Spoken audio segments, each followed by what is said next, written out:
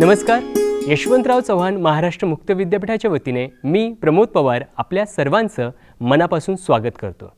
विद्यार्थी मित्रांनो, आज आपण MA मराठीच्या प्रथम वर्षातील प्रथम सत्रातील पटकथा लेखन या पुस्तकाविषयी माहिती जाणून घेणार आहोत. या पुस्तकाविषयी आपल्याला माहिती सांगण्यासाठी आपल्यासोबत या पुस्तकाचे लेखक डॉक्टर अनिल सपकाळ सर इथे उपस्थित आहेत.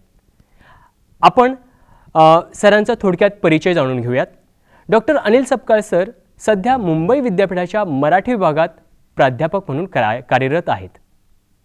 त्यासोबतच ते फुले आंबेडकर अध्यासनाचे समन्वयक म्हणूनही आहेत. यासोबतच वेगवेगळ्या भूमिकाही ते विद्यापीठात निभावतात. सरांच्या काही ग्रंथांचा विचार केल्यास समीक्षा दुसरी खेप, मराठी चित्रपटाची पटकथा, समीक्षा पहिली खेप, भडास, पेशवाईत मेलेला पांढरा उंदीर अशा वेगवेगळ्या विषयावर त्यांनी लेखन केलेलं आहे. त्यासोबतच त्यांनी चित्रपट लेखन, सहाय्यक दिग्दर्शन आणि अशाही वेगवेगळ्या क्षेत्रातील त्यांचं कार्य आपल्याला दिसून येत आहे. डॉक्टर अनिल सपकाळ सरांना राष्ट्रीय आंतरराष्ट्रीय स्तरावर वेगवेगळे पुरस्कार मिळालेले आहेत. वेगवेगळे त्यांनी शोधनिबंध सादर केलेले आहेत. त्यांनी यासोबतच वेगवेगळ्या सामाजिक कार्यात नेहमी त्यांचा सहभाग असतो. सर नमस्कार. नमस्कार. खरं तर आपण चित्रपटाविषयी आणि चित्रपटाच्या पटकथेविषयी अनेक प्रकारच्या पटकथा लिहिलेल्या आहेत.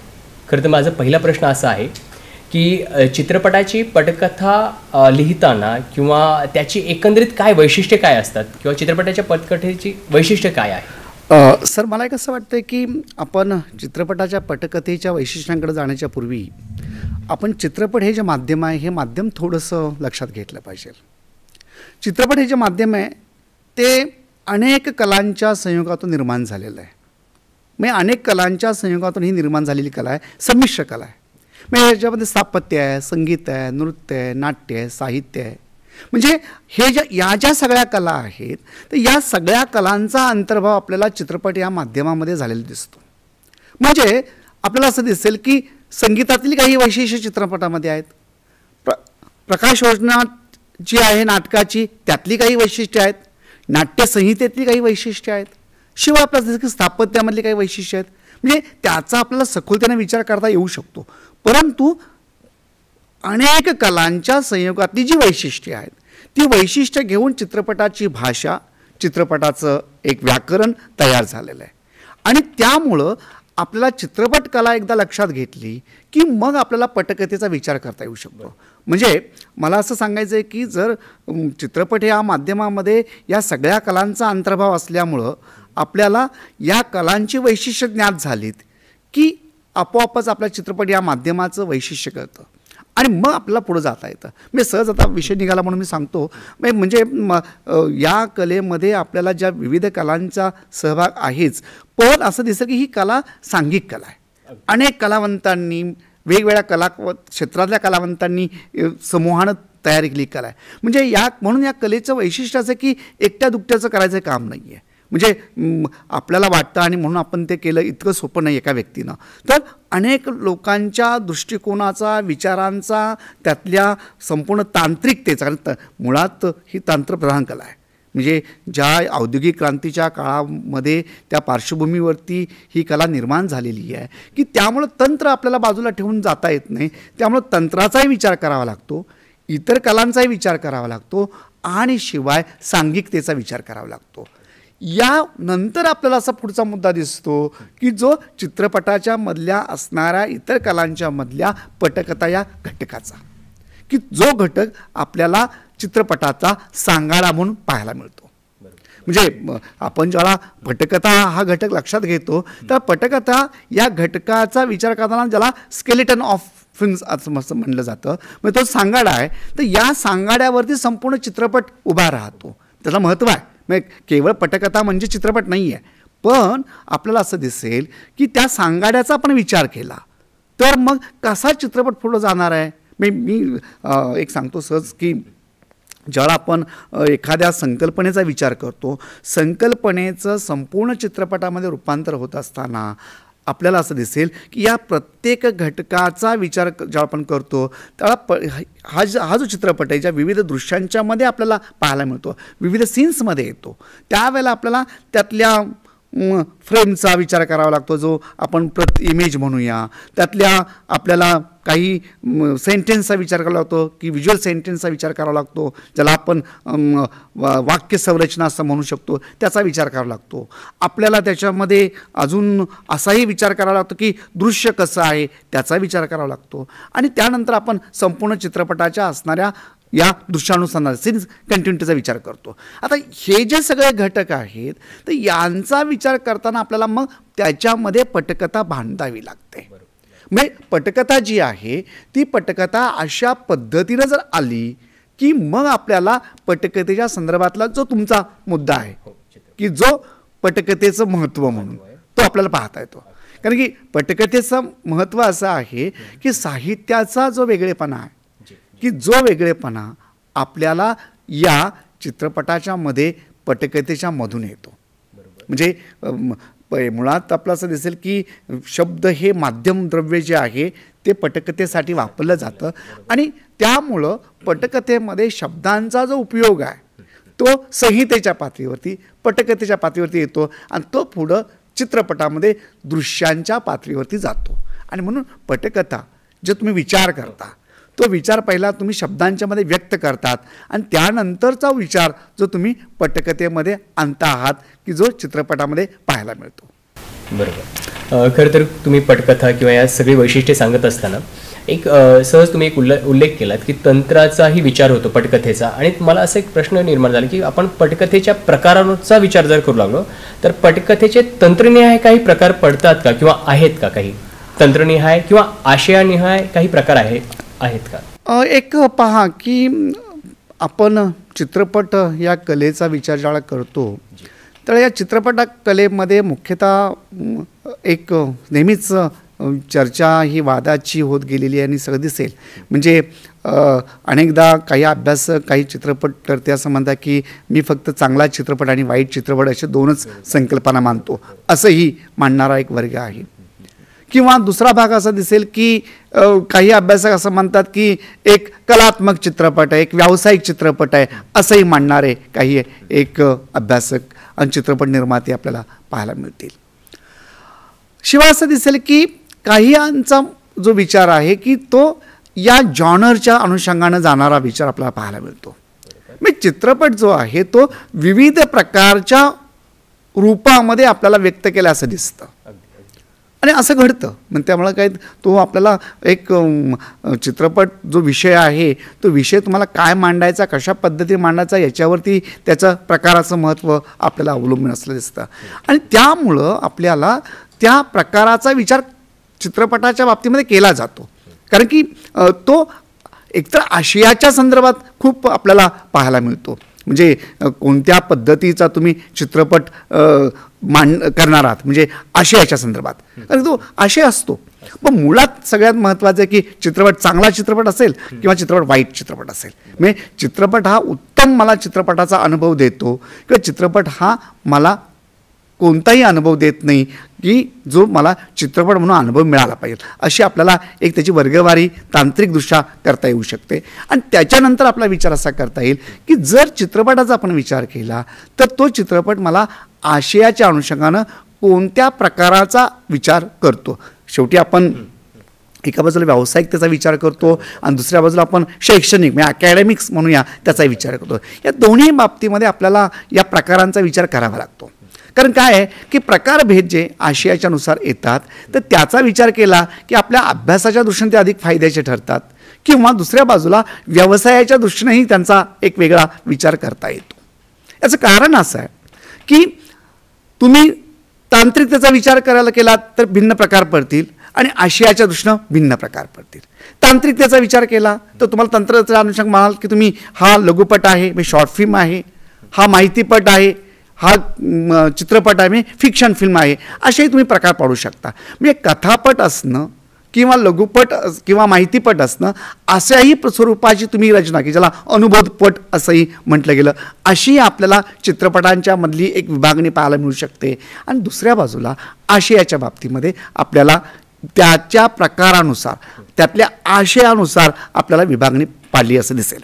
मग उदाहरणार्थ समजा आपण सामाजिक चित्रपटाचा विषय घेतला तर सामाजिक चित्रपटाच्या विषयामध्ये आपल्याकडं सामाजिक चित्रपट असा एक प्रकार आशियाच्या अनुषंगाने केला आहे असं दिसेल.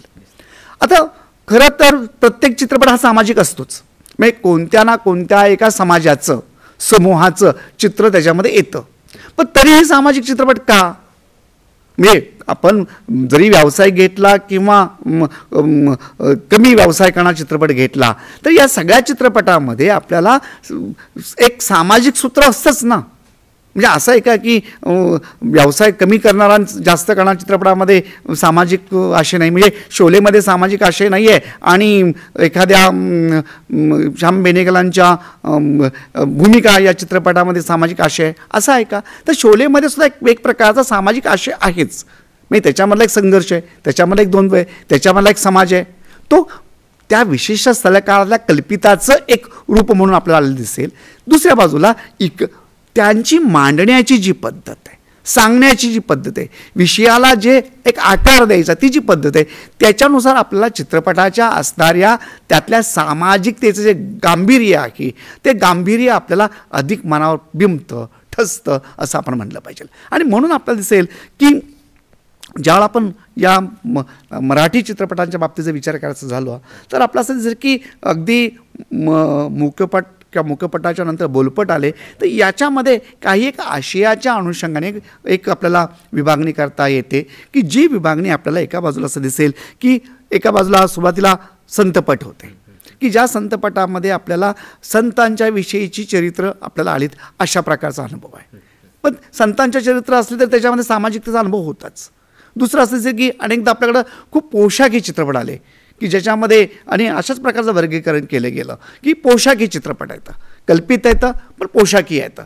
आता ज्यांचा संतपट म्हणूनही विचार केला गेला नाही पण जे काल्पनिक येतं अशा प्रकारच्या दरबारी चित्रपटांचा जो विचार आहे पोशाखी याच्यामध्ये तो आपला केला दिसेल. किंवा सामाजिक चित्रपट ज्याच्यामध्ये आपलं असं दिसेल की थेट समाजाचा असणारा वास्तववादी जो विषय आहे तो विषय मांडणारे चित्रपट आपल्याकडे आले दिसतील. किंवा आपलं असं दिसेल की काही कल्पनारम्य चित्रपट आहेत की ज्याला एक प्राधान्यानं रोमॅन्टिक फिल्म या अर्थानं आपण विचार केला तर असेही चित्रपट दिसतील. त्यातलं आशय जो आहे, कंटेंट जो आहे तो कंटेंट बदलत जातो. मी चित्रपटाच्यामध्ये जो मी आपण सुरुवातीला म्हणालो की पटकथा लिहित असताना का जो चित्रपटामधला जो एक हेतूचा भाग आहे, हेतू काय तुमचा चित्रपट निर्माण करण्याचा? जर चित्रपट निर्माण करण्याचा हेतू की मला संत चरित्रावरती चित्रपट करायचा आहे तर तो वेगळ्या आशयाचा चित्रपट म्हणून पुढे येतो. आणि जर समजा मला एखादा चित्रपट हा सामाजिक विषयाचा गंभीरतेनं मांडायचा असा असेल तर आपल्याकडं वेगळा येईल. म्हणजे सावकारी पाश हा आपल्याकडं बाबुराव पेंटरचा चित्रपट आला तो गंभीर सामाजिक चित्रपट होता असं आपल्याला दिसेल. आणि त्याच वेळेला इतर चित्रपट जे आले ते आपल्याला वेगळ्या पद्धतीचे संतपट होते, धार्मिक पट होते, किंबहुना पोशाखी पट होते, एकाच काळातले होते. मग 1930 ते 36चा कालखंड पाहिला तर अशा स्वरूपाचे जे चित्रपट आहेत ते चित्रपट आपल्याला आलेले आहेत. कारण की त्या काळामध्ये या प्रकारचं आशयसूत्र मांडावं आणि ते सामाजिकतेचं असावं असं बाबुराव पेंटरांना वाटलं आणि त्यांनी ते केलं असं दिसेल. कल्पनारम्यामध्ये आपल्याला दिसेल की अधिकाधिक वास्तवापेक्षा वेगळा, थोडासा रोमॅन्टिक, थोडासा कल्पित आणि किंवा अधिकाधिक कल्पित की ज्यामध्ये केवळ मनोरंजन होईल. एक पहा की चित्रपटाचा हेतू हा एका बाजूला मनोरंजन आणि दुसऱ्या बाजूला प्रबोधन असे हेतू एकत्र असलेले दिसतील. पण अनेकदा असं होतं की चित्रपटाच्या प्रबोधनाच्या हेतूच्या ऐवजी केवळ रंजन हा जो हेतू आहे हा हेतू धरूनसुद्धा आपल्याला चित्रपट आलेले आहेत असं दिसेल.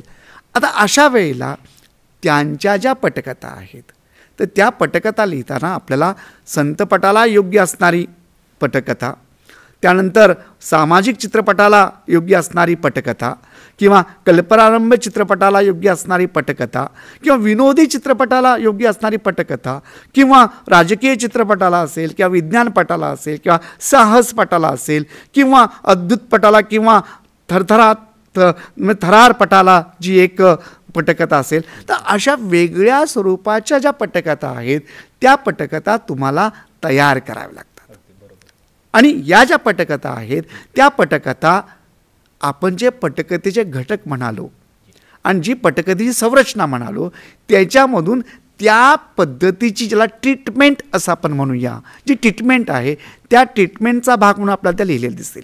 म्हणजे एकच लेखक आपल्याकडं संतपटही लिहू शकतो आणि तोच लेखक सामाजिक पटही लिहू शकतो किंवा तोच लेखक आपल्याकडं कल्पित चित्रपटही लिहू शकतो किंवा तोच लेखक आपल्याला विनोदी चित्रपटही लिहू शकतो. म्हणजे त्या लेखकाचा जो एक अभिव्यक्तीचा भाग आहे, त्याचा जो निवडला जॉनर आहे, तर तो कोणत्या प्रकारचा आहे, तर त्याला जर वाटलं की नाही मला हा एक सामाजिक चित्रपट लिहायचा आहे, तर तो गंभीर सामाजिक चित्रपट लिहू शकेल आणि तेवढ्याच पद्धतीने तो उपरोधिक चित्रपट जो आहे तो लिहू शकेल. मी सहज एक उदाहरण सांगतो की आचार्य आत्रेयांसारखा आपल्याकडचा महत्त्वाचा नाटककार घेतला की त्यांनी खूप चित्रपट लिहिलेले आहेत आणि नाटकंसुद्धा लिहिली आहेत. मग त्यांचं तुम्ही जर घराबाहेरसारखं नाटक पाहिलं तर खूप गंभीर नाटक आहे, पण त्यांनीच लिहिलं. जर तुम्ही एक ब्रह्मचारीसारखा चित्रपट पाहिला तर तो विनोदी चित्रपट आहे. आता विनोदी चित्रपट लिहिताना एक वेगळ्या स्वरूपाचं तंत्र, लेखन तंत्र जे आहे, आणि ते लेखन तंत्र स्वीकारावं लागतं की ज्याच्यामध्ये उपरोध असेल, उपहास असेल, विडंबन असेल, ही जी वैशिष्ट्य आहेत की जी विनोदाच्या अनुषंगानं महत्त्वाची आहेत, ती वैशिष्ट्य तुम्हाला त्या दृश्यांच्यामध्ये आणावी लागतील. त्या तुम्हाला सीन्समध्ये त्यात असे काही एक ज्याला गिमिक म्हणूया, असे काही एक प्रसंग असतील ते निर्माण करावे लागतील की ज्यामुळं ती पटकथा आपल्याला विनोदी आहे असा अनुभव देईल. मग तो विनोद आता पहा की विनोदाच्यामध्ये सुद्धा मला वेगवेगळ्या स्तर दिसतील, वेगवेगळ्या पायऱ्या दिसतील, तर त्यातला कोणत्या प्रकारचा विनोद तो वापरला जाणार आहे. मग तो केवळ शाब्दिक विनोद आहे, कोटीबाज आहे, की तो दृश्यात्मक आहे, तो ज्याला तुम्ही शरीर आहे की व्यंग्य आहे. मग तुम्हाला कोणत्या प्रकारचा विनोद करायचा आहे हे अवलंबून असतं आणि तशा प्रकारचा जो पटकथेचा बाज आहे तो निर्माण केला जातो. म्हणजे आपल्याकडं सामाजिक चित्रपटांमध्ये ज्या पटकथा लिहिलेल्या आहेत त्या वेगवेगळ्या प्रकारच्या आहेत.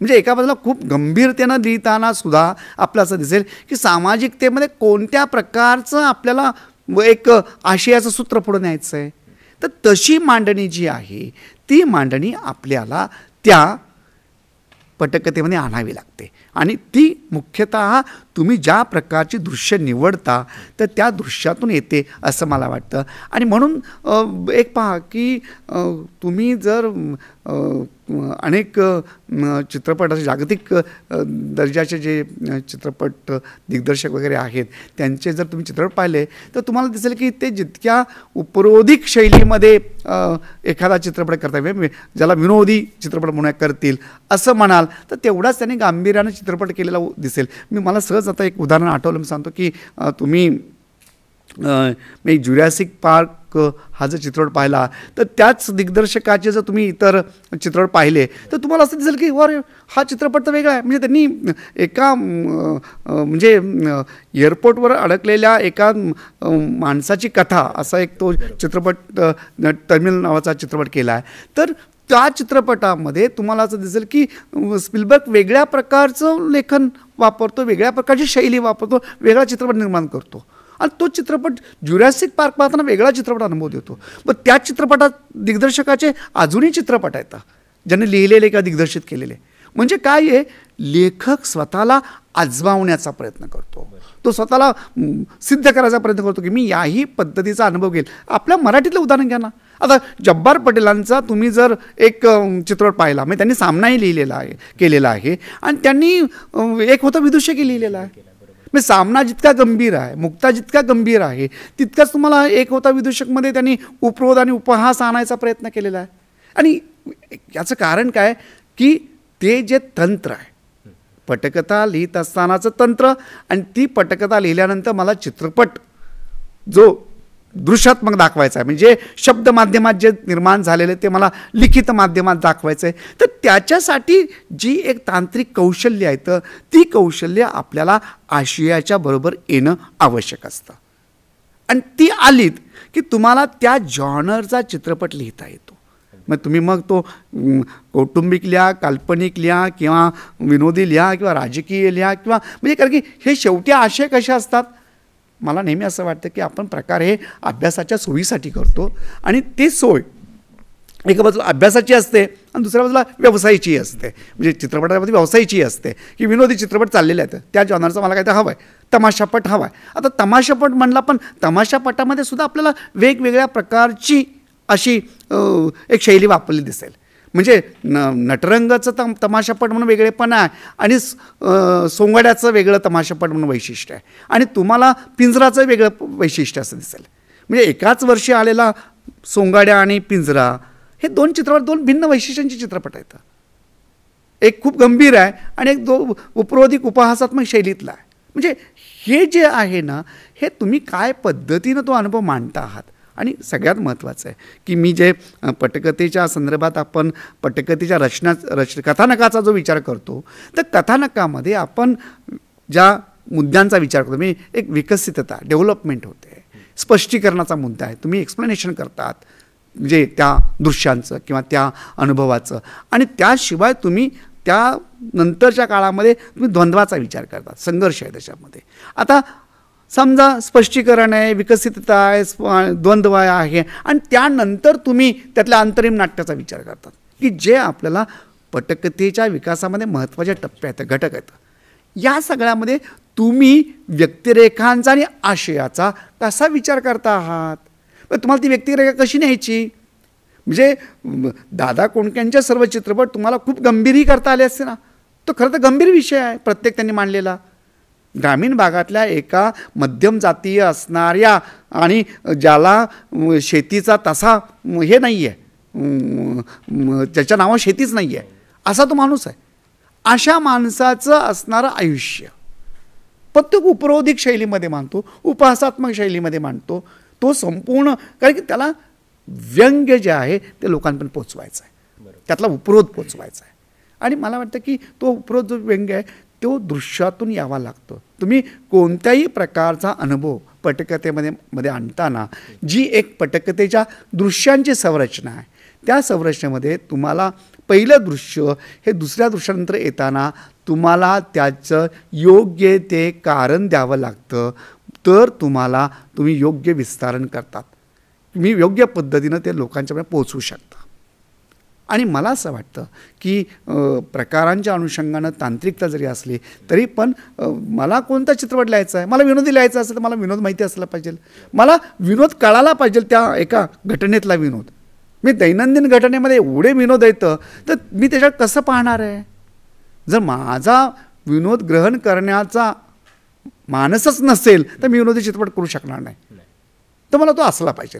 आणि समजा मला एखादा गंभीर चित्रपट करायचा आहे, कोणत्याही विषयाचा असेल, तर तो कशा पद्धतीने मांडणार आहे हे अतिशय मला वाटतं महत्त्वाचं आहे. आणि म्हणून पटकथेच्या बाबतीमध्ये आपण ज्यावेळेला आशयाच्या अनुषंगाने, कारण की शेवटी कसं आहे की तुमच्याकडे जे बीज आहे, जे सूत्र आहे किंवा जे संकल्पना आहे, तर त्या संकल्पनेची तुम्ही एक ट्रीटमेंट देता संकल्पनेला. आणि ती जी ट्रीटमेंट देणं आहे की ज्या ट्रीटमेंट देण्यामध्ये तुम्हाला मुख्यतः तुम्ही त्याला असं ठरवलं की मला हा चित्रपट जो आहे तो हलका फुलका विनोदी स्वरूपाचा करायचा आहे किंवा मला हा गंभीर स्वरूपाचा करायचा आहे, आणि मग तुम्ही त्यातून प्रकारभेदांकडे जाता असं मला वाटतं. अगदी बरोबर. हे जे काही मुद्दे मांडलेत तुम्ही, त्या मुद्द्यामध्ये बऱ्याच वेळा लघुपटाचा विषय आला आहे, बोलपटाचं म्हणताय तुम्ही, मुखपटही म्हणतायत. म्हणजे हे सगळे प्रकार मांडत असताना एक प्रश्न असा माझा येतो आहे की ज्याला फीचर फिल्म म्हणतो, म्हणजे विद्यार्थ्यांसाठी एक प्रश्न असा येऊ शकतो, फीचर फिल्म किंवा कथात्मक चित्रपट ज्याला म्हणतात, फीचर फिल्म म्हणजे काय, त्याचा काय अर्थ होतो. नाही, एक पहा की एक कथात्मक चित्रपटामध्ये अतिशय साधा भाग आहे की तुम्ही जे कथ्य आहे, जे कथन आहे ते कथन करत असता. ज्याच्यामध्ये एक जो अनुभव आहे, नाही कुठलीही कथा ती तुम्ही कथ्य म्हणून कथनाच्या साहाय्यानं कथापटातून मांडत असता. आणि कथा जी आहे ती तुम्हाला दोन प्रकारे, एक तर तुम्ही ती ज्याला एका बाजूला लिनियर किंवा नॉन लिनियर अशा दोन्ही पद्धती मांडता येऊ शकते. म्हणजे तुम्ही सलग जी आहे पारंपरिक पद्धतीने सांगू शकता किंवा ती गुंतागुंतीच्या पद्धतीने मांडू शकता. पण त्याच्यामध्ये काय की मला हा अनुभव जो आहे तो कथापटाचा अनुभव आहे. तो अनुभव जो आहे तो तुम्ही अनुभूतपटासारखा पाहत नाही, त्याच्यामध्ये माणसांच्या जगण्याचा, त्यातल्या अनुभवांचा, त्यातल्या संवेदनांचा एक असा भाग येतो की जो तुम्हाला कथारूपानं मांडायचा असतो. आणि ते कल्पित असतं, फिक्शन कल्पित आहे पण कल्पित वास्तव असतं. जसं भालचंद्र नेमाडे कादंबरीच्या व्याख्येबाबत म्हणतात तसं ते कल्पित वास्तव असतं. आणि तुम्हाला त्यामुळं तुम्ही हे जे फिक्शन पाहतात ते कथापट जो आहे हा कथापट त्या कथनाच्या अनुषंगानं पुढं जातो, विकसित जातो आणि तो तुमच्यापर्यंत येतो. कथात्मक साहित्य त्यामुळे आपण साहित्यामध्ये म्हणतो ना हे कथात्मक साहित्य आहे किंवा कथात्मक आहे किंवा कथन आहे. कथन आहे तर ते जे कथन आहे साहित्यातली जी कथन ही संकल्पना आहे ती तुम्ही इथं फिक्शनाइज केलं आहे. आम्ही फिक्शन म्हणून पाहतो आहोत असा तो आपल्याला विचार करता येतो. आणि म्हणून मला असं वाटतं की पण एक आहे की एक सहज तुम्ही अनुभवपोटाचा म्हणजे डॉक्युमेंटरीच्या स्वरूपातला विचार केला म्हणून मला सहज आठवलं म्हणून सांगतो की अनेकदा असं होतं की एखादा विषय म्हणजे मुख्यतः व्यक्तींच्या चरित्रावरचे जे चित्रपट असतात तर ते तुम्हाला डॉक्युमेंटरी म्हणूनही करता येऊ शकतात. ज्याला माहितीपट किंवा अनुभवपोट अशा स्वरूपात तुम्ही करू शकता. पण अनेकदा होतं की तसे केले जात नाहीत.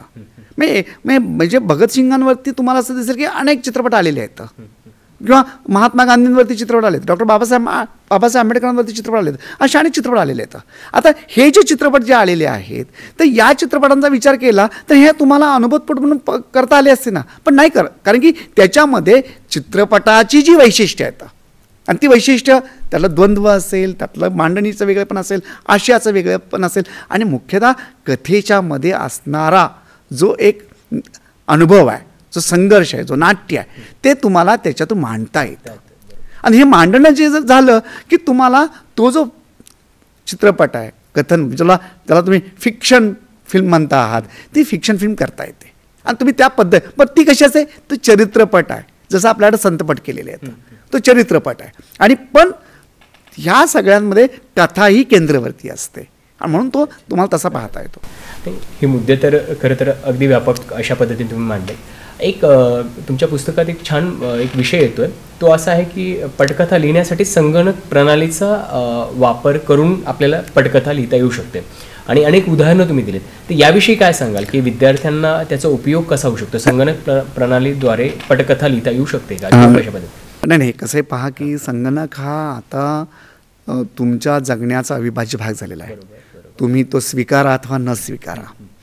मला वाटतं की आपण सकारात्मक पद्धतीने याच्याकडे असं पाहिलं पाहिजे की तुम्ही जर संगणक वापरला तर तो अतिशय सोप्यात सोपं काय करू शकतो तर तुम्हाला तो अगदी म्हणजे टायपिंगला उपयोगी होऊ शकतो. हे साधं काम संगणक करू शकतो म्हणजे तुमच्या मोबाईलवरती सुद्धा होतं की तुम्ही टायपिंग करू शकता. आणि ते तर तुम्ही अगदी कोणत्याही प्रकारचं असं ज्याला सॉफ्टवेअर वापरलं की ज्याच्यामध्ये तुम्ही स्पीक टू राईट अशा प्रकारचं सॉफ्टवेअर वापरलं तर तुम्ही ते सहज हे करू शकता. म्हणजे तुम्ही जे बोललेलं आहे ते तुमचं मुद्रित होऊ जातं म्हणजे ते टायपिंग होत जातं. आता काय याच्यामध्ये की असा एक साधन म्हणून या तुम्हाला संगणकाचा कॉम्प्युटरचा वापर करता येतोच. पण चित्रपटाच्या बाबतीमध्ये असं दिसेल की अशा अनेक सॉफ्टवेअर्स आहेत की जे तुम्हाला चित्रपटाच्या बाबतीमध्ये चित्रपटाच्या पटकथेची जी एक रचना असते तो जो आराखडा तयार केला जातो तर तो आराखडा तयार करताना तुम्हाला उपयोगी येतात. म्हणजे हे उपलब्ध आहेत बाजारामध्ये आहेत ना. म्हणजे ती मुख्यतः तुम्हाला ती त्याच्यामध्ये त्या सॉफ्टवेअरचा वापर करून तुम्हाला मी त्याची नावं माझ्या सगळ्या पुस्तकात दिलेली आहेत. तर त्या सॉफ्टवेअरचा तुम्ही वापर केलात तर तुमच्या असं लक्षात येईल की तुम्ही त्याच्यामध्ये फक्त मराठी फॉन्ट वापरायचे आणि तुम्ही किंवा अगदी तुम्ही इंग्लिश फॉन्ट वापरून सुद्धा म्हणजे रोमन फॉन्ट वापरून सुद्धा तुम्ही ते लिहू शकता. सहजपणे तिथे वापरू शकतो, सहज वापरू शकतो. अगदी म्हणजे त्याच्यामध्ये म्हणजे उदाहरणार्थ काय आहे की पटकथेमध्ये दृश्य महत्वाचं असतं. पटकथेमध्ये सीन नंबर महत्वाचा असतो. पटकथेमध्ये काही कॅरेक्टर्स म्हणजे जे पात्र स्वभाव रेखाटन ती महत्वाचे असतात.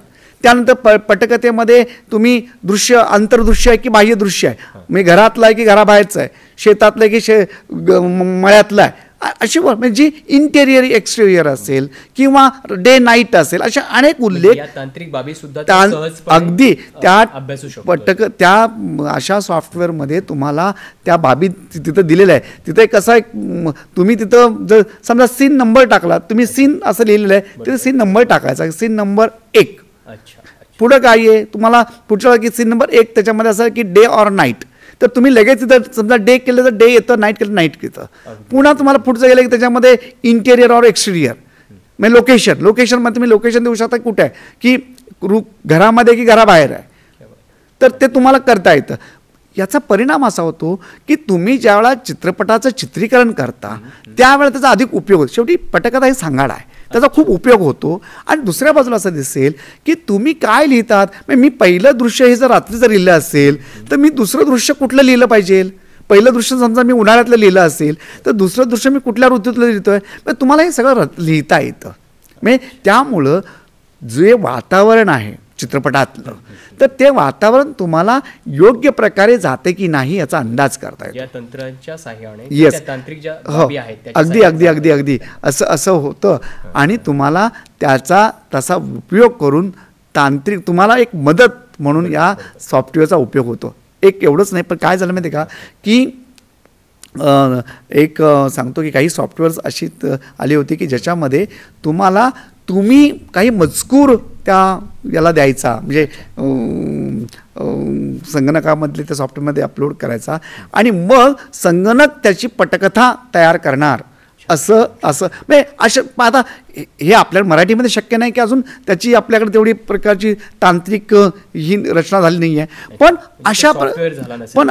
अशा प्रकारचा तुम्हाला उपयोग करतात. आणि मला तर नेहमी वाटतं की आता ज्या पद्धतीनं ज्याला आपण AI म्हणजे किंवा ज्या पद्धतीनं आर्टिफिशियल इंटेलिजंट एक पुढं आपल्याला येतो आहे, तर त्याचा विचार केला तर या सगळ्याचा तुम्हाला निर्मितीसाठी एक वेगळ्या प्रकारे जसं आव्हान आहे तसं मला वाटतं की इंटरनॅशनल ह्या सगळ्याचा एक जागतिक स्तरावरती विचार करताना एक वेगळा उपयोग होऊ शकतो की ज्यामध्ये तुम्हाला वेगळ्या पद्धतीनं ही सगळी मांडणी जी आहे आणि मुख्यतः संगणकाचा उपयोग हा वेगवेगळ्या पातळ्यांवरती म्हणजे तुम्हाला पटकथेच्या लेखनाच्या पातळीवरती, त्याच्या एकूण संपूर्ण तांत्रिकतेच्या बाबतीवरती आणि त्याच्या एकूण अगदी संकलनाच्या पातळीवरती लेखन प्रक्रियेमध्ये खूप उपयोग होऊ शकतो. आणि ही जी सॉफ्टवेअर्स आहेत ही तुम्हाला नक्कीच त्या ठिकाणी उपयोगी येतात.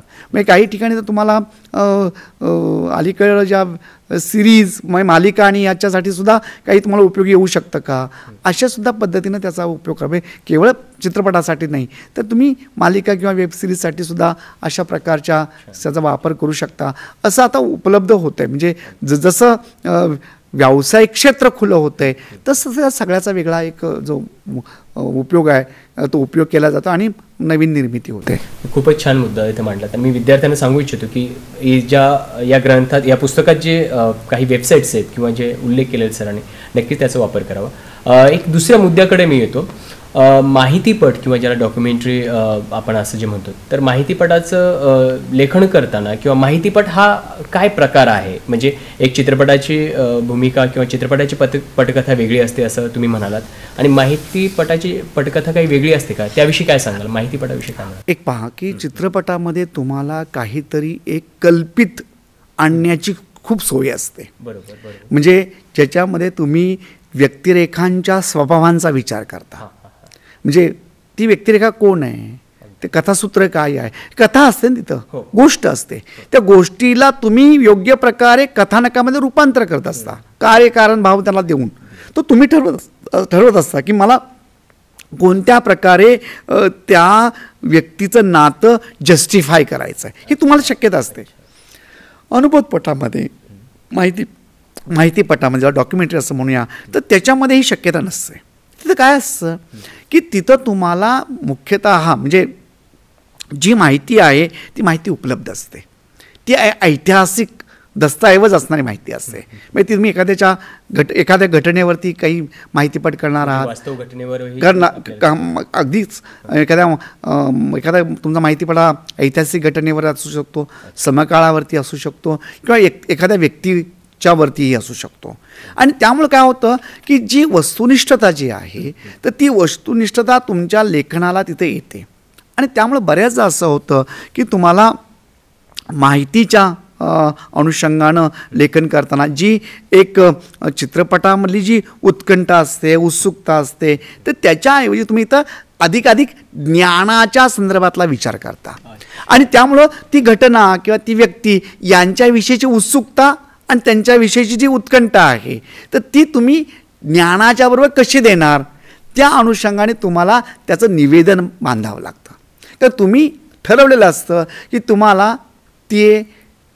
तो जो अनुभव आहे माहितीपटातला तो माहितीपट करायचा आहे, तो तुम्हाला फिक्शन फिल्म करायची नाही आहे, तो चित्रपट करायचा नाही, तो कथापट करायचा नाही आहे, हे तुम्ही ठरवलं आहे. आणि ते ठरवलं असल्यामुळं तुम्ही कथापटापेक्षा तुम्ही माहितीपटाकडे वळता आणि मग तुम्ही निवेदनात्मक पद्धतीनं जाता. तुम्ही एक निवेदक घेता आणि तो निवेदक जो आहे तो निवेदक त्या घटनेच्या अनुषंगाने काय काय घडलेलं आहे ते सांगतो किंवा त्या अनुषंगाने अनेक माणसांची व्यक्तींची जी मतं आहेत ती मतं अधोरेखित करतो. त्याला योग्य ते पूरक जे सगळे रिसोर्सेस आहेत ते वापरतो आणि त्या अनुषंगानं त्याचं लेखन करतो. मग मुख्यतः बऱ्याचदा असा माहितीपट हा तांत्रिक होण्याची शक्यता असते किंवा त्यातली उत्कंठा जी आहे मग ती उत्कंठा जरी असली तरी पण त्यातली जी एक ही म्हणूया काय म्हणजे जसे कथापटामध्ये एक रंजकता असते तर तशी रंजकता नसते. तर खूप केवळ प्रबोधनाचा विचार असतो पण त्यामुळं ती कमी भावण्याची शक्यता असते. पण अधिकाधिक दिसेल खूप चांगले माहितीपट आपल्याला दिसतील की ज्यामध्ये आपल्याला ते विषयांच्यामुळं त्यातलं नाविन्य जे आहे त्यातली उत्कंठा आहे ती उत्कंठा आणि ते नाविन्य लोकांना खूप भावलेलं आहे. मी त्यातला काही अनेक माहितीपटांचा उल्लेख पुस्तकात केलेला आहे. तर त्यामुळे आपल्याला दिसेल की अशा अनेक माहितीपट आहेत की जे तुम्हाला खरं तर माहितीपट हा फिक्शनपट होऊ शकतो अशाही माहितीपट आहेत. कारण की त्यातल्या तंत्राचा जो विचार आहे मेकिंगचा जो भाग आहे ट्रीटमेंटचा जो भाग आहे तर तो दिग्दर्शकाने लेखकाने ज्या पद्धतीनं आणलेला आहे आणि मुख्यतः त्यानंतर संकलकानं तर ते जे आहे मी त्यातलं एक पहा की चित्रपटाच्या बाबतीमध्ये सगळेच घटक अतिशय महत्त्वाचे आहेत. आता संकलक असो दिग्दर्शक असो कॅमेरामॅन असो किंवा माहितीपटाच्या बाबतीत सुद्धा म्हणजे दोन्ही बाबतीमध्ये तर त्यातला एखादा घटक कमी आणि एखादा जास्त असं नाही. सगळ्यांचं योग्य ते संयोजन नसेल तर कुठलाही अनुभव तुम्हाला भावणार नाही. तो चांगला चित्रपट सुद्धा वाईट चित्रपट होऊ शकतो. अच्छा अच्छा एक खूपच छान माहिती सांगता तुम्ही. एक असा प्रश्न येतो की मग आपला एखादा विद्यार्थी म्हणजे एखादी पटकथा जर करत असेल माफ करा माहितीपट करत असेल तर त्याला कुठल्याही विषयावर तो करू शकतो. म्हणजे एखादा सामाजिक प्रश्न असेल किंवा एखादी कुठली तरी घटना असेल तर कुठल्या या विषयावर तो करू शकतो इतक्या सहजपणे. नक्कीच नक्कीच म्हणजे एक पहा की त्यानं काय केलं पाहिजे की कुठल्याही व्यक्तीला जर दोन्ही गोष्टी पहा. जर तुम्हाला चित्रपट करायचा असेल किंवा लघुपट करायचा असेल तुम्हाला कथा केली पाहिजे कथेची पटकथा केली पाहिजे. तुम्हाला दिग्दर्शक तुम्ही स्वतः असेल का दुसरी असतील आणि संपूर्ण एक टीम उभी केली पाहिजे आणि ते चित्रित केलं पाहिजे संकलन केलं पाहिजे आणि ते लोकांपर्यंत पोहोचवलं पाहिजे. हा एक संपूर्ण आराखडा झाला. तुम्ही समजा माहितीपट करत असाल तुम्ही त्या विषयाच्या एक विषय ठरवला पाहिजे. आपण जो पहिला विचार केला होता की एक हेतू हवा आहे मी कशावरती करतोय एक बीज हवा आहे कोणता माहितीपट करतोय आणि त्या बीजाच्या नंतरचा दुसरा टप्पा काय की मला त्याचं संपूर्ण संशोधन केलं पाहिजे. म्हणजे आपण ज्याच्यामध्ये एक निर्मितीपूर्व प्रक्रिया निर्मितीची प्रक्रिया आणि निर्मिती उत्तर प्रक्रिया म्हणजे चित्रीकरण पूर्व प्रक्रिया चित्रीकरणाची प्रक्रिया आणि चित्रीकरण उत्तर प्रक्रिया या सगळ्या टप्प्यामध्ये आपल्याला एक आखणी करावी लागेल की मला माहितीपट करायचा म्हणजे मी चित्रीकरण पूर्व काय करणार आहे तर मला एक माहितीपट कोणावर करायचं ठरवावं लागेल. त्याच्यासाठी संशोधन करावं लागेल एक माहितीपटाचं निवेदन लिहावं लागेल आणि माहितीपटामध्ये सगळं वैशिष्ट्य काय आहे की तुम्हाला एका बाजूला दृश्यांची रचना करता येते आणि दुसऱ्या बाजूला पूरक निवेदन लिहिता येतं. तुमची संहिताची विभागणी वेगळी असते की जे तुम्ही कथापटामध्ये तुम्ही एक संवाद लिहिता तर संवाद आणि तुम्हाला निवेदन असं येतं की जे व्यक्तिरेखेतून व्यक्त होतं. इथं तुम्हाला संवादांच्या ऐवजी तुम्ही निवेदनाचा भाग येता की निवेदन आणि मग त्यातलं जे एक दृश्याचं विवरण आहे ते तुम्हाला लिहावं लागतं आणि त्याच्या आधारे तुम्ही तो जो माहितीपट आहे तो तुम्ही लिहिता.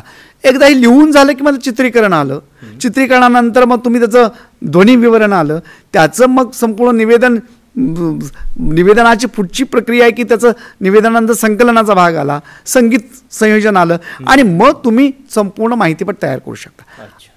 एक पहा की तुम्हाला वेगवेगळ्या पद्धतीनं हा माहितीपट निर्माण करता येऊ शकतं. एक सांगतो की बऱ्याच असं होतं की केवळ माहितीपट हा निवेदनात्मक न होता त्या माहितीपटाला आपल्याला फिक्शन फिल्ममध्ये करता येतं आहे का किंवा ज्याला एका बाजूला ड्रामा करता येतो का असा विचार केला जातो. म्हणजे डॉक्युमेंटरी पण असली पाहिजे आणि ड्रामा पण असला पाहिजे. म्हणजे काही वेळा असं होतं की एखाद्या व्यक्तीच्या आयुष्यामध्ये खूप वेगळे प्रसंग असतात आणि जे डॉक्युड्रामा म्हणून करता येतात. मी सहज एक आठवलं म्हणून सांगतो की राम गवाल यांनी यशवंतराव चव्हाण यांच्या जीवनावरती एक डॉक्युड्रामा केला होता आणि त्याचं लेखन मी केलं होतं म्हणून सहज मला आता आठवला तो आणि याच विद्यापीठामध्ये असल्यामुळं.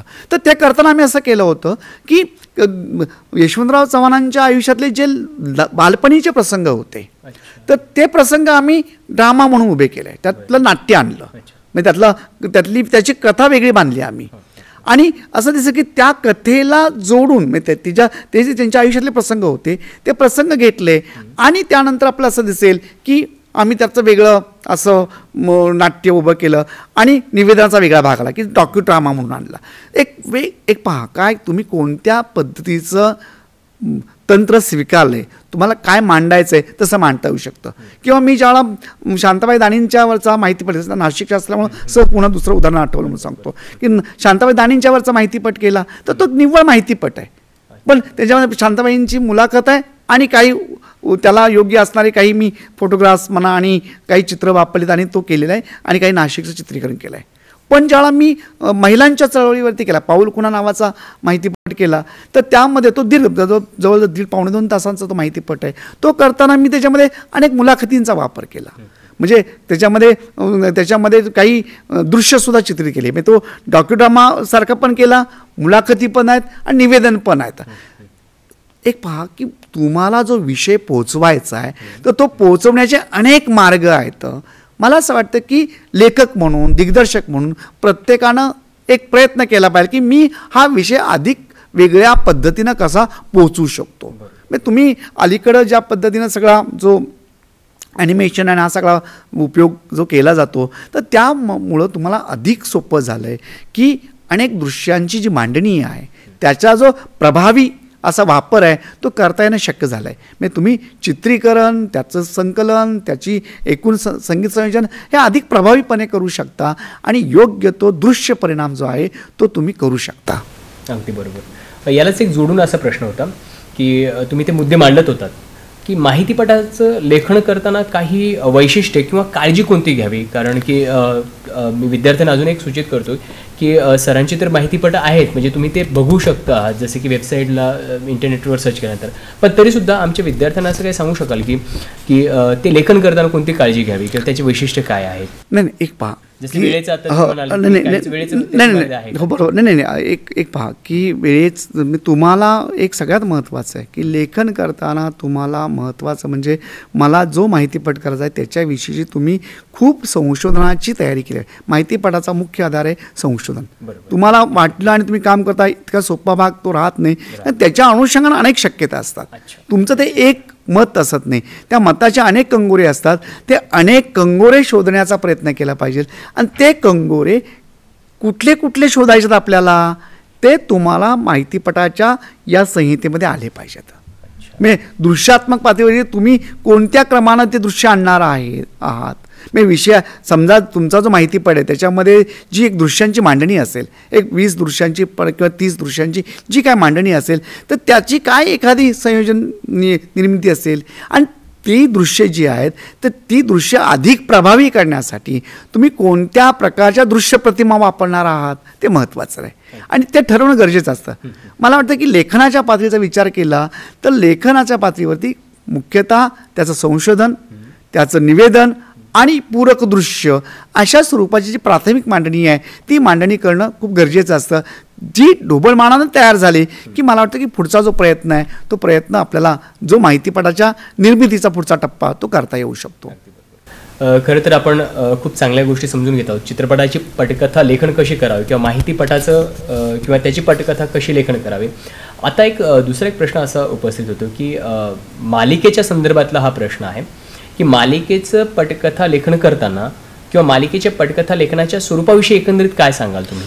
एक पहा की खरं तर मी असं समजतो की चित्रपटाच्या लेखन तंत्रामध्ये आणि मालिकेच्या लेखन तंत्रामध्ये त्या अर्थानं खूप अंतर राहत नाही. म्हणजे तुम्हाला पटकथा म्हणून सगळ्याच ठिकाणी पटकथेचा विचारच करायचा असतो. मग काय राहतं तर तुम्ही ज्या माध्यमासाठी ते लेखन करता आहात. म्हणजे तुम्ही चित्रपट हा जर एका थिएटरसाठी करत असाल तर तुमचा उद्देश वेगळा असतो की मला थिएटरसाठी करायचं आहे. पण मालिका ही जर मला एखाद्या वाहिनीसाठी करायची असेल तर त्या वाहिनीसाठी करताना तिथला जो नियोजित वेळ आहे त्या नियोजित वेळामध्ये मला तो परिणाम साधायचा आहे. हा पहिला भाग आहे.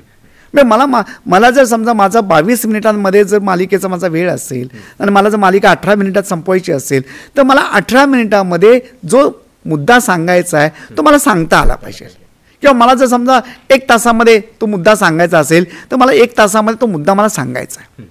त्यामुळं तितका प्रभावीपणे तो मांडता यावा लागतो. आणि त्याच्यानंतर आपल्याला त्या एपिसोडच्या शेवटी अशी एक उत्सुकता, खरं तर उत्सुकता प्रत्येक दृश्यामध्ये असतेच, पण शेवटी तर अशी उत्सुकता आणावी लागते, अशी उत्कंठा आणावी लागते की ज्यामध्ये आपल्याला प्रेक्षकांना उद्या परत बोलवायचं आहे. डेली सोपच्या बाबतीत असं होतं किंबहुना तुम्हाला असं लक्षात की हे प्रभाव टिकवले जातात. किंवा जर अलीकडे तुम्ही इतर वाहिन्यांच्या जर हे पाहिल्यात, वेब सिरीज पाहिल्यात, ते ज्यामध्ये एका सीझनला 5-5 भाग येतात आणि ते 5 तासाचे किंवा 7 तासाचे किंवा 10 तासांचे असतात आणि प्रेक्षक हे सलग पाहत असतात, ज्याला बिट व्ह्यूइंग करतात. आणि हे जे सलग पाहणं आहे ते एवढा उत्साह प्रेक्षकांचा टिकवण्यासाठी तुम्हाला एक त्या पद्धतीचं लेखन करावं लागतं, त्या पद्धती निर्मिती करावी लागते. म्हणजे अनेक तुम्हाला वाहिन्यांवरच्या मालिका दिसतील की त्या चित्रपटा इतक्याच प्रभावी तंत्राच्या आहेत, म्हणजे तेवढाच तंत्र प्रभावी, फक्त तुम्ही ते पाहताना या छोट्या पडद्यावरती पाहतात, मोठ्या पडद्यावरती पाहत नाही, पण तंत्र मात्र तेच असतं, इतका तुम्हाला तो अनुभव मिळतो. आणि ही जी एक परिणाम करत आहे, कारण की शेवटी काय लेखनाच्या तंत्रामध्ये तुम्ही ज्या एका माध्यमासाठी लेखन करतात त्या माध्यमाची गरज काय आहे आणि त्या माध्यमाची गरज एक लेखक म्हणून मी कसा पूर्ण करतो हे पाहणं लक्षात यावं लागतं. एक याला जोडून एक प्रश्न असा विचारायचा होता, म्हणजे आता मालिकेचा विषय निघालाय तर एपिसोड आणि मालिकेमध्ये काही फरक आहे का, म्हणजे काय अंतर काय याच्यात? नाही, एपिसोड एक पहा, एक एपिसोड हा त्या मालिकेचा एक घटक असतो. अशा अनेक एपिसोडची मिळून एक मालिका होते. हां, म्हणजे तुम्ही पूर्वी असं होतं की पूर्वी 13 एपिसोडची एक मालिका असायची, नंतर 26 एपिसोडची मालिका होती, नंतर 52 एपिसोडची मालिका झाली. आता डेली सोप आहे. डेली सोपमध्ये तुम्ही ज्या दिवशी तुम्हाला वेगळा अनुभव मांडायचा आहे त्या दिवशी कथानक पुन्हा बदलतं. म्हणजे खूप लवचिकता येते, पण ती लवचिकता येऊन सुद्धा तो जो परिणाम आहे तो टिकवला जातो. आणि त्यामुळं कसं आहे की तुम्ही तुमचं लेखन हे त्या दैनंदिन, जसं तुम्ही दैनिकासाठी लेखन करता तितक्या पद्धतीने डेली सोपसाठी अनेकदा लेखन करावं लागतं की ते तुम्हाला लेखन द्यावंच लागतं. आणि त्या पद्धतीची रचना किंवा वेगळ्या पद्धती तुम्ही आता एक पहा की शेवटी काय आहे की माझ्या प्रेक्षकाला गुंतवून ठेवणं, माझ्या प्रेक्षकाला बांधून ठेवणं हे आवश्यक आहे. आणि लेखकाला जसं इतर साहित्यात वाचकाला गुंतवायचं असतं, वाचकाला त्याच्या साहित्याकडे आणायचं असतं, तितक्या पद्धतीनं आपल्याला मालिकांचं लेखन करताना, चित्रपटाचं लेखन करताना माझा जो प्रेक्षक आहे त्या प्रेक्षकाला मला बांधून ठेवायचं आहे हे लक्षात ठेवावं लागतं. आणि त्या पद्धतीनं आपल्याला लेखन करावं लागतं आणि ते तंत्र लक्षात घेऊन लेखन करावं लागतं. एक उत्सुकतेचा प्रश्न असतो सगळ्या विद्यार्थ्यांना किंवा सगळीकडे, TRP म्हणून जो काही आपण उल्लेख केला तो TRP म्हणजे काय, नेमकं काय अर्थ त्याचा काय होतो आणि म्हणजे काय स्वरूप काय आहे TRPचं? नाही, एक पहा की TRP जी आहे ती एक एजन्सी आहे. हां, आणि ती एजन्सी काही ठिकाणी अशा पद्धतीचा ज्याला सर्वेक्षण आहे, सर्वे ती करते प्रेक्षकांना. त्याच्यामध्ये खूप बोलता येतं आणि सांगता होऊ शकतं, पण तो जो सर्वे आहे तर तो सर्वे जो आहे तो काही ठिकाणचा सर्वे एकत्र करून त्याच्याविषयीची निरीक्षणं जी आहेत ती मांडली जातात. ती साधारणतः गुरुवारी किंवा शुक्रवारी अशा त्या प्रत्येक या वाहिनीच्या कार्यालयामध्ये त्याची चर्चा होते किंवा या पद्धतीचा असा प्रेक्षक हे पाहतो. अनेक घरांच्या मध्ये ते ठेवल्याचं, अनेक ठिकाणी ठेवलेलं असतं आणि त्याचा तो सर्वे येतो. की साहित्य प्रकार म्हणून पटकथेचा आपल्याला अभ्यास करता येऊ शकतो का, म्हणजे साहित्य प्रकार म्हणून त्याच्याकडे बघता येऊ शकतं का आपल्याला? नक्कीच. अहो काय मग सांगतो की म्हणजे पटकथा हा विषय असा आहे की जो केवळ चित्रपटाच्यासाठीच म्हणून आपण उपयोगी येत असं नाही, पण एक आपल्या शैक्षणिक क्षेत्रामध्ये अकॅडमिक्समध्ये आता खूप ठिकाणी त्याचा अभ्यास चाललेला आहे. म्हणजे आपण तर करू शकतोच, पण ज्यामध्ये तुम्हाला असं एक पाहायला मिळेल की आता सध्या मुंबई विद्यापीठामध्ये, पुणे विद्यापीठामध्ये, कोल्हापूर विद्यापीठामध्ये, इव्हन गोव्यामध्ये काही ठिकाणी तुमच्या असं लक्षात येईल की पटकथा हा साहित्य प्रकार जो आहे तर तो साहित्य प्रकार म्हणून अभ्यासता येतो आणि त्या पद्धतीचा अभ्यासक्रम तयार केला गेला आहे. म्हणजे केवळ लेखनाच्या अनुषंगाने नाही आहे, तर अभ्यास पद्धती म्हणून म्हणजे मराठी चित्रपटाची पटकथा असा अभ्यास विषय घेऊन केला आहे. म्हणजे मी माझं जे संशोधन होतं ते मराठी चित्रपटाच्या पटकथांवरती केलं PhDचं. आणि अनेकांनी त्यानंतर आता आपलं असं दिसेल की मराठी चित्रपटांच्या संदर्भात काम केलं आहे. एक पहा की कसं आहे की शिक्षण क्षेत्रामध्ये नेहमीच नाविन्याचा विचार केला जातो. आणि नाविन्य या पद्धतीनं काय करता येऊ शकतं, तर पटकथेचा विचार करताना की पटकथा याचा आपण एक साहित्यिक म्हणून विचार करावा का. आणि मग त्या संदर्भात म्हणजे मराठीमध्ये ज्या प्रकाशित झालेल्या पटकथा आहेत त्या किंवा ज्या चित्रपटाच्या पटकथा आहेत त्या चित्रपटामध्ये दिसतं, आपल्याला जाणवतं दिसतं ते, तर त्याच्या अनुषंगाने एकतर पहा की त्या सगळ्यांचा काहींचा आधार काही कथा आहेत, म्हणजे मराठी चांगल्या कथा लेखकांनी लिहिलेल्या कथा आहेत. काहींचा आधार कादंबरीसारखा साहित्य प्रकार आहे, काहींचा आधार नाटक असाही आहे. म्हणजे कथा, कविता, कादंबरी, नाटक असे आधार असलेले चित्रपट आहेत ज्याच्यावरती पटकथा लिहिल्यात. आता याला मराठीमध्ये माध्यमांतर ही संकल्पना आपल्याला पाहायला मिळते. आता माध्यमांतर हा अभ्यास आपल्याकडे रुजला, म्हणजे तो विद्यापीठांच्या मध्ये अभ्यासाला आहे की माध्यमांतराचा अभ्यास म्हणून. म्हणजे साहित्य प्रकाराचे माध्यमांतर या पद्धतीने अभ्यास करता. म्हणजे साहित्य प्रकार एक, पण त्याचं माध्यम बदललं म्हणून माध्यमांतर काय झालं. म्हणजे कथेची कादंबरी म्हणून अभ्यास पूर्वी केला होता, पण आता कथेचा चित्रपट होतो, नाटकाचा चित्रपट होतो, किंवा आपल्या जसं कवितेचा चित्रपट होतो, किंवा तुम्हाला असं दिसेल की कथेचं कवितेची कथा होणं, कथेची कादंबरी होणं आणि कादंबरी चित्रपट होणं. म्हणजे एक चांगलं उदाहरण म्हणजे तुम्हाला यांचं दिसेल, म्हणजे अलीकडचं सदानंद देशमुखांची कविता दिसेल. म्हणजे सदानंद देशमुखांची कविता, त्या कवितेची कथा लिहिली की सदानंद, त्यांनी कथेचं कादंबरी लिहिली जी बारोमासी कादंबरी, आणि त्या बारोमासी या कादंबरीवरती चित्रपट आला हिंदीमध्ये. आता हे मराठीमध्ये हिंदीमध्ये होतं की ज्याच्यामध्ये तुम्हाला अशा पद्धतीनं एक अभ्यास करता येतो. एक पहा की अभ्यास हा असा आहे भाग की ज्ञानव्यवहाराच्या अनेक शक्यता तुम्हाला वेगवेगळ्या मितीतून तपासता येतात. या पार्श्वभूमीवरती शब्द हे जे माध्यम आहे, साहित्यामध्ये आपण काय पाहतो, शब्द हे माध्यम पाहतो, तर शब्द हे माध्यम जे साहित्यातलं आहे ते आणि शब्द हे माध्यम जे पटकथेतलं आहे ते याचा अभ्यास करायचा आहे. आणि ती शक्यता ती एक वेगळी अशी शैक्षणिक क्षेत्रातली जी एक वेगळी नाविन्याची जी अभ्यास पद्धती रुजवण्याचा प्रयत्न आहे तो अनेक विद्यापीठांमध्ये सुरू झाला आहे. म्हणजे पुणे विद्यापीठामध्ये तर याच्याविषयीचा एक स्वतंत्र अभ्यासक्रम त्यांनी काही काळ राबवला आहे. आता हे ज्या सगळ्या शक्यता आहेत की ज्या शक्यता अनेक विद्यापीठांमध्ये आपल्याला पाहायला मिळतील की तुम्हाला या पद्धतीनं म्हणजे केवळ पदवीसाठी किंवा पदव्युत्तरसाठी नाही, तर त्याच्यानंतर सुद्धा म्हणजे तुम्हाला संशोधन करण्यासाठी सुद्धा याचा उपयोग होऊ शकतो. आणि वेगळ्या पद्धतीनं एक नवीन अभ्यास क्षेत्र म्हणून तुम्हाला या सगळ्याचा विचार करता येऊ शकतो. खरं तर नवं क्षेत्र म्हणून तुम्ही ज्याकडे बघत आहात, एक शेवटचा प्रश्न माझा इथे आहे की नवं क्षेत्र, नवी संधी म्हणून पटकथेकडे सगळेजणच बघतात आणि आता तुम्ही तोही उल्लेख केला होता. तर एक विद्यार्थी म्हणून किंवा एक नवीन लेखक म्हणून पटकथेच्या क्षेत्रात काय संधी आहेत किंवा काय सांगू इच्छिता विद्यार्थ्यांना की यामध्ये कुठल्या संधी किंवा काय करू शकतात? एक पहा, आपण अनेक बाबतीतल्या संधी आपण चर्चेला घेऊ शकतो किंवा काही मी अधोरेखित केल्यात सुद्धा या पुस्तकामध्ये. एक कसं आहे की पटकथा लेखन हे शब्द माध्यमातून होतं. बरोबर, शब्द हा त्यातला महत्त्वाचा भाग आहे. आता शब्दांच्या सहाय्यानं लेखन करताना आपल्याला असं दिसेल की याचा एक म्हणजे पहिला भाग म्हणजे कोणासाठी तर लिहिले, मग वाचकासाठी लिहिलं आहे. तर मी जे लिहितोय ते वाचकासाठी लिहिले, तर पटकथा एक फॉर्म म्हणून विचार करूया, एक आकृती बंद म्हणून विचार करूया, एक प्रकार म्हणून विचार करूया. आणि त्याच्यामध्ये असं दिसेल की तुम्हाला पटकथेचा जेव्हा प्रकार म्हणून विचार करता त्यावेळेला तो प्रकार वाचला जाऊ शकतो. म्हणजे विश्राम बेडेकरांनी पटकथा लिहिली तर ती वाचकांसाठी लिहिली, त्या चित्रपट आला नाही. आता असं होऊ शकतं, किंवा समजा की तुम्ही यांची वपू काळ्यांनी एक पटकथा लिहिलेली आहे ठिणगी नावाच्या, त्याची लेखनशैली पटकथेसारखी आहे. आता वेगळ्या पद्धतीने लिहिता येऊ शकतं. किंवा अलीकडं राजन गवस असतील किंवा रंगनाथ पठारेंच्या कादंबरीमध्ये का अरुण साधूंच्या पूर्वी एक पहा की पटकथा तंत्र म्हणून लेखकांनी वापरलेलं आहे तुम्हाला ते तंत्र म्हणून स्वीकारता येऊ शकतं. तुमच्या सृजनशील लेखनाचा तो भाग होऊ शकतो. म्हणजे तुम्ही वेगळ्या पद्धतीनं उपयोगात आणू शकता. एक त्यामुळं साहित्य प्रकार म्हणून तुम्हाला वेगळ्या पद्धतीनं अनेक शक्यता ज्या आहेत त्या शक्य तांत्रिकता आहे ती टाळूनसुद्धा तुम्हाला जाता येऊ शकतं, हे आपल्याला पाहता येईल एक भाग.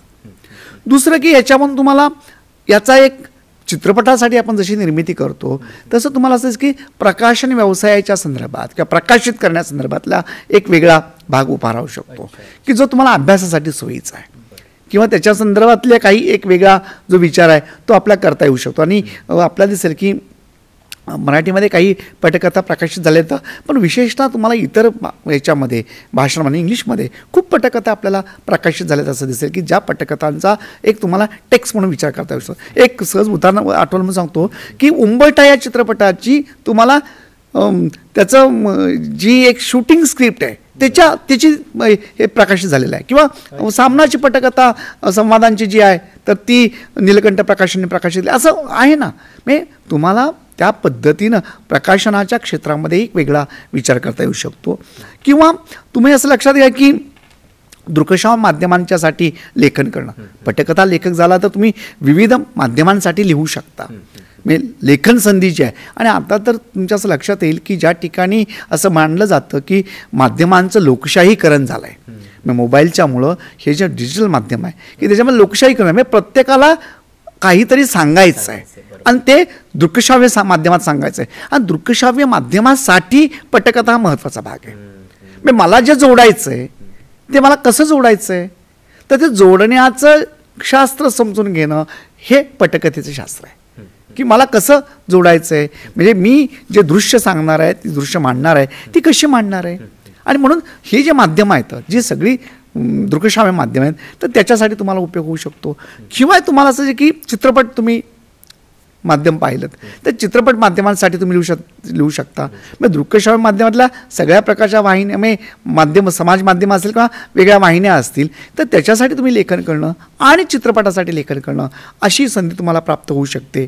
आणि त्या संदर्भातला एक वेगळा भाग तुमचा येऊ शकतो. शिवाय असं दिसेल की पटकथेच्या बाबतीमध्ये जर तुम्ही चांगली पटकथा काय तुम्हाला सांगता आलं, समजून घेता आलं तर एक असं होतं की चांगली पटकथा चांगल्या वाहिनीपर्यंत पोहोचवणं, चांगल्या प्रकाशकाकडे पोहोचवणं, चांगल्या दिग्दर्शकाकडे पोहोचवणं, म्हणजे चांगलं प्रोडक्शन हाऊस मिळणं, तर याच्यासाठी काही प्रयत्न करावे लागतात. मला असं वाटतं की पुढं अशी एक संधी आहे की असा जर चांगला अभ्यास केला तर पटकथेच्या संदर्भामध्ये पटकथा सल्लागार किंवा मार्गदर्शक जे पिच करतायत अशा प्रकारच्या विषयांना तर असे निर्माण होऊ शकतात की आणि त्या पद्धतीनं आपल्याला एक हे केलं जाऊ शकतं.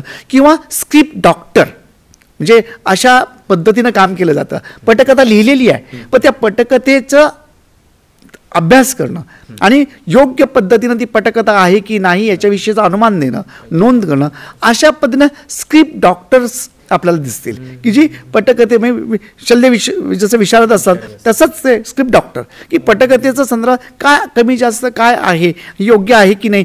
तुम्ही जर सुभाष घईंचे चित्रपट आले तर असं तुम्हाला एक त्याच्यामध्ये स्क्रिप्ट डॉक्टर असं एक त्या टायटलमध्ये एक नाव तुम्हाला पाहायला वाचलेलं आठवत असेल. तर हे का होतं तर अशा प्रकारचं काम केलं जातं किंवा अशा प्रकारची संधी जी ते आहे किंवा त्या पद्धतीनं तुम्हाला एक नवीन जी संधी आहे तर ती संधी म्हणजे लेखनाच्या बाबतीमध्ये किंवा दुसऱ्याने लिहिले त्याच्या संदर्भातल्या बाबतीमध्ये किंवा प्रकाशनाच्या किंवा या माध्यमांच्या बाबतीमध्ये अशा काही ज्या एक वेगळ्या हे आहे संधी ती उपलब्ध होऊ शकते असं मला वाटतं. खूपच छान की मला असं वाटलं की एकच संधी असेल परंतु इतक्या संधी याच्यामध्ये आहेत. म्हणजे चित्रपटाची पटकथा इतकंच हे मर्यादित राहत नाही, त्याच्या पलीकडे इतक्या संधी आहेत. त्यामुळे विद्यार्थ्यांनी नक्कीच याचा उपयोग होऊ शकतो. आणि खरंच जी काही पहिल्यापासून जी भूमिका होती चित्रपटाची पटकथा, माहितीपटाची पटकथा किंवा इतर सगळ्याच गोष्टींची पटकथा, या सगळ्या गोष्टी ज्यावेळेस आपण जाणून घेतो त्यावेळेस नक्कीच आपल्याला याचा खूप फायदा होऊ शकतो. सर खरं तर तुम्ही इथे